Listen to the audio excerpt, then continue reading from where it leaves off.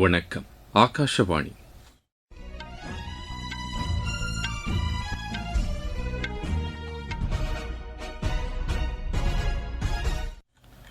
செய்திகள் வாசிப்பவர் கோபாலகிருஷ்ணன். தலைப்புச் செய்திகள். மேற்குவங்க சட்டப்பேரவைத் தேர்தலில் இரண்டாம் கட்ட வாக்குப்பதிவு நடைபெறவுள்ள 142 தொகுதிகளில் வேட்புமனு தாக்கல் இன்று தொடங்குகிறது. மக்கள் தொகை கணக்கெடுப்பில் விண்ணப்பங்களை சுயமாக நிரப்பும் வசதியை பொதுமக்கள் பயன்படுத்திக் கொள்ள வேண்டும் என்று பிரதமர் திரு நரேந்திர மோடி கேட்டுக் கொண்டுள்ளார். விவசாயத்திற்கு தேவையான உரங்களை பதுக்குவோர் மீதும் கள்ளச்சந்தையில் விற்பனை செய்வோர் மீதும் கடும் நடவடிக்கை எடுக்குமாறு மாநில அரசுகளை மத்திய அரசு அறிவுறுத்தியுள்ளது. இந்தோனேஷியாவின் கிழக்கு பகுதியில் இன்று காலை 7.4 ரிக்டர் அளவில் சக்தி வாய்ந்த நிலநடுக்கம் ஏற்பட்டது. 20 வயதுக்குட்பட்டோருக்கான ஆசிய கோப்பை மகளிர் கால்பந்து போட்டியில் இந்தியா இன்று ஜப்பானை எதிர்கொள்கிறது. இனி விரிவான செய்திகள். மேற்குவங்க சட்டப்பேரவைத் தேர்தலில் இரண்டாம் கட்ட வாக்குப்பதிவு நடைபெறவுள்ள 142 தொகுதிகளில் வேட்புமனு தாக்கல் இன்று தொடங்குகிறது. வேட்புமனு தாக்கல் செய்ய இம்மாதம் 9ஆம் தேதி கடைசி நாளாகும். மனுக்கள் மீதான பரிசீலனை 10ஆம் தேதி நடைபெறுகிறது. வேட்புமனுவை திரும்பப் பெற வரும் 13ஆம் தேதி கடைசி நாளாகும். வாக்குப்பதிவு இம்மாதம் 29ஆம் தேதி நடைபெறுகிறது. வாக்கு எண்ணிக்கை அடுத்த மாதம் 4ஆம் தேதி மேற்கொள்ளப்படுகிறது. இந்நிலையில் 152 தொகுதிகளுக்கான முதற்கட்ட வாக்குப்பதிவு இம்மாதம் 23ஆம் தேதி நடைபெறுகிறது. மக்கள் தொகை கணக்கெடுப்பில் விண்ணப்பங்களை சுயமாக நிரப்பும் வசதியை பொதுமக்கள் பயன்படுத்திக் கொள்ள வேண்டும் என்று பிரதமர் திரு நரேந்திர மோடி கேட்டுக் கொண்டுள்ளார். இதுகுறித்து அவர் வெளியிட்டுள்ள சமூக வலைதள பதிவில் தமது விவரங்களை இணையதளத்தில் பதிவேற்றம் செய்துள்ளதாக குறிப்பிட்டுள்ளார். மக்கள் தொகை கணக்கெடுப்பின் முதற்கட்டமாக இல்லங்கள் தொடர்பான கணக்கெடுப்பு நேற்று தொடங்கியுள்ளதாகவும் முதல் முறையாக டிஜிட்டல் முறையில் தரவுகள் சேகரிக்கப்படுவதாகவும் அவர் கூறியுள்ளார். எனவே தங்களது இல்லங்கள் தொடர்பான விவரங்களை அவரவர் பூர்த்தி செய்யுமாறு பிரதமர் அந்த பதிவில் கேட்டுக் கொண்டுள்ளார். விவசாயத்திற்கு தேவையான உரங்களை பதுக்குவோர் மீதும் கள்ளச்சந்தையில் விற்பனை செய்வோர் மீதும் கடும் நடவடிக்கை எடுக்குமாறு மாநில அரசுகளை அத்துறைக்கான மத்திய அமைச்சர் திரு சிவராஜ் சிங் சௌஹான் அறிவுறுத்தியுள்ளார். இது தொடர்பாக மாநிலங்களின் வேளாண் அமைச்சர்களுடன் நேற்று அவர் ஆய்வு மேற்கொண்டார். விவசாயிகளின் விளைபொருட்களுக்கு உரிய விலை கிடைப்பதை உறுதி செய்ய வேண்டும் என்றும் அவர்களது குறைகளுக்கு விரைவில் தீர்வு காணப்பட வேண்டும் என்றும் அமைச்சர் கேட்டுக் கொண்டார். விவசாயிகளின் விளைபொருட்களை நேரடியாக அவர்களிடமிருந்தே கொள்முதல் செய்யப்பட வேண்டும் என்று அவர் வலியுறுத்தினார்.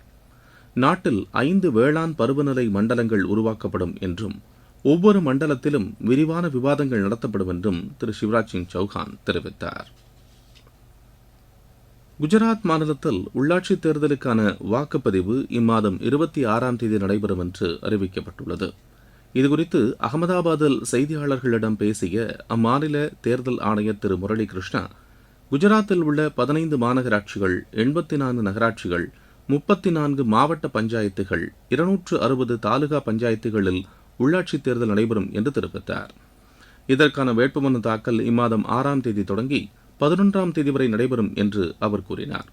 வாக்கு எண்ணிக்கை இம்மாதம் 28ஆம் தேதி நடைபெறும் என்று திரு முரளி கிருஷ்ணா தெரிவித்தார். மகாராஷ்டிர மாநிலம் ஜல்னா மாவட்டம் சம்ருதி விரைவுச் சாலையில் நேற்று மாலை நிகழ்ந்த சாலை விபத்தில் 7 பெண் தொழிலாளர்கள் உயிரிழந்தனர், 4 பேர் காயமடைந்தனர். நாக்பூர் வழித்தடத்தில் கட்வன்சி பகுதி அருகே கண்டெய்னர் லாரி தொழிலாளர்கள் பயணித்த வாகனம் மீது மோதியதில் இந்த விபத்து நேரிட்டதாக காவல்துறையினர் தெரிவித்தனர். காயமடைந்தவர்கள் சிகிச்சைக்காக ஜல்னா அரசு மருத்துவமனையில் அனுமதிக்கப்பட்டனர். இதற்கிடையே இந்த விபத்தில் உயிரிழந்தவர்களின் குடும்பத்தினருக்கு மகாராஷ்டிர முதலமைச்சர் திரு தேவேந்திர பட்னாவிஸ் இரங்கல் தெரிவித்துள்ளார். உயிரிழந்தவர்களின் குடும்பத்தினருக்கு தலா 5 லட்சம் ரூபாய் நிவாரண நிதி வழங்கப்படும் என்றும் அவர் அறிவித்துள்ளார். நீங்கள் கேட்டுக்கொண்டிருப்பது ஆகாஷவாணியின் செய்தி அறிக்கை.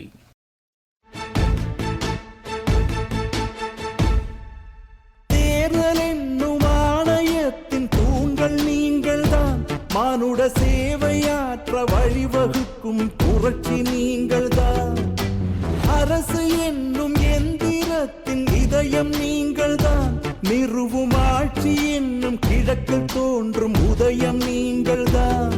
உன் போட்டு உணர்த்தும் வலிமை, இந்த நாட்டை காக்கும் தலைமை, உன் பிறப்பை பேசும் பெருமை, உந்தன் பிறந்த வாக்கு உரிமை. ஒரு புதிய உலகை படைக்க உனக்கு வாசல் திறந்திருக்கு. எழுந்து வா, வாழும் வாழ்வை வெல்ல தீர்ப்பு சொல்ல கருப்பு மைய நெருப்பு ஆயுதம்.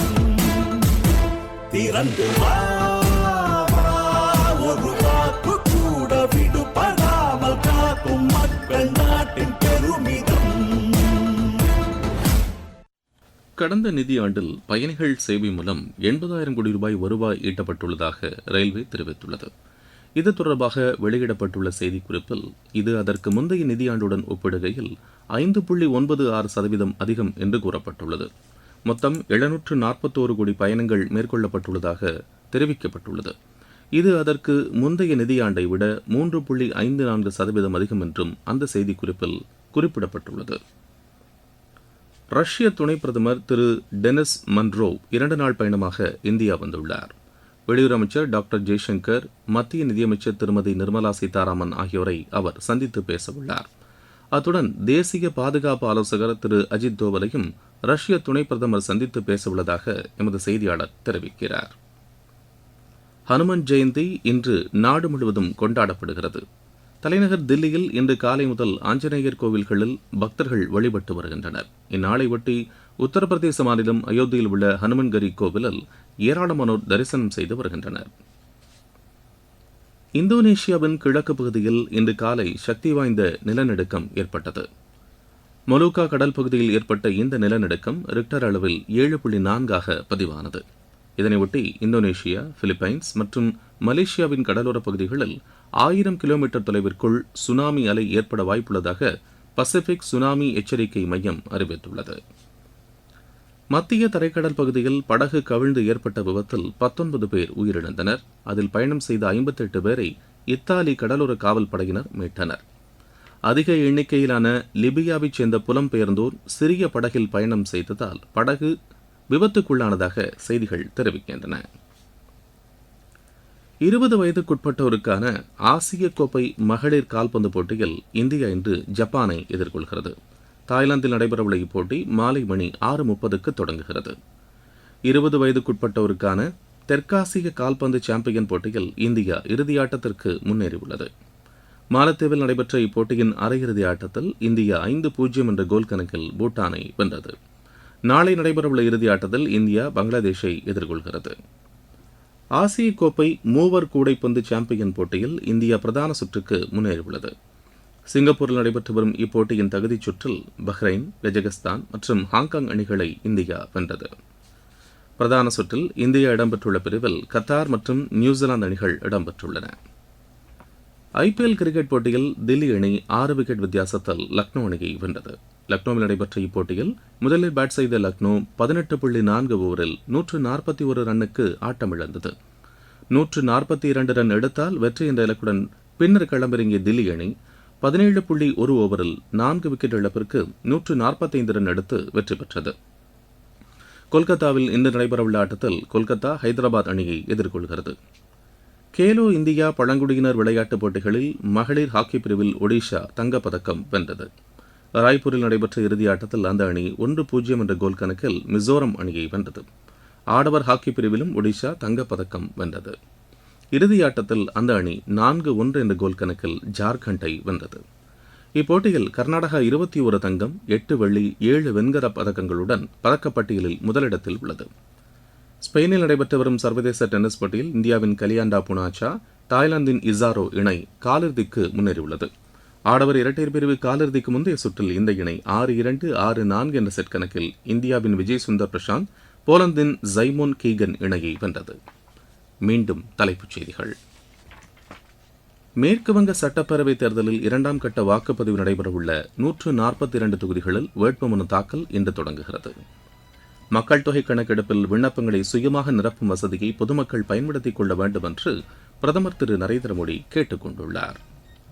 விவசாயத்திற்கு தேவையான உரங்களை பதுக்குவோர் மீதும் கள்ளச்சந்தையில் விற்பனை செய்வோர் மீதும் கடும் நடவடிக்கை எடுக்குமாறு மாநில அரசுகளை மத்திய அரசு அறிவுறுத்தியுள்ளது. இந்தோனேஷியாவின் கிழக்கு பகுதியில் இன்று காலை 7.4 ரிக்டர் அளவில் சக்தி வாய்ந்த நிலநடுக்கம் ஏற்பட்டது. 20 வயதுக்குட்பட்டோருக்கான ஆசிய கோப்பை மகளிர் கால்பந்து போட்டியில் இந்தியா இன்று ஜப்பானை எதிர்கொள்கிறது. இத்துடன் இந்த செய்தி அறிக்கை நிறைவு பெறுகிறது.